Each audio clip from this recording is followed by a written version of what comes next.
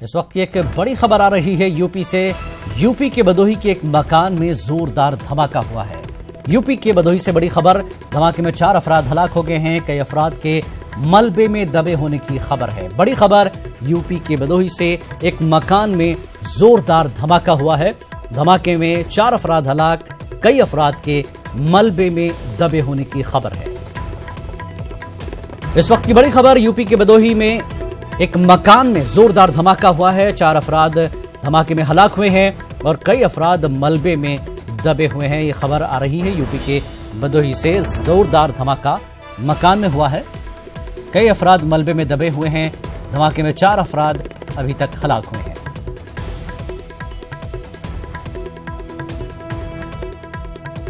आप देख सकते हैं तस्वीरों में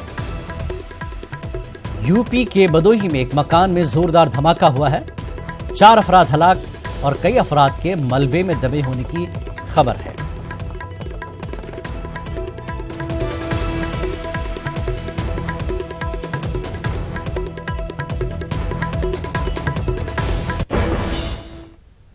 और आगे बढ़ेंगे। बांडीपुरा में आज एक सड़क हादसे में उस वक्त 16 अफराद जख्मी हो गए जब एक गाड़ी पतुशे के करीब उलट गई। बताया जा रहा है कि जख्मियों में से 5 की हालत तशवीशनाक है और उन्हें इलाज के लिए श्रीनगर मुंतकिल किया गया है।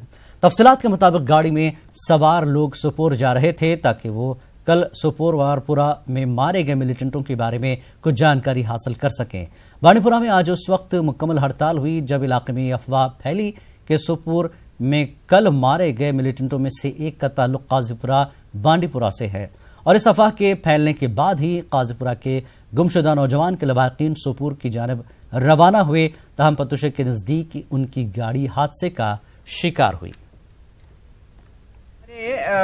खुदा न खास्ता कैजुअल्टी तो कोई नहीं हुई, अलबत्ता 16 जख्मी हो गए जिनमें से 5 ग्रीवियस थे, थोड़ा वो रेफर करने पड़े फॉर टर्शियरी केयर और बाकी के 11 यहाँ पे एडमिट हैं।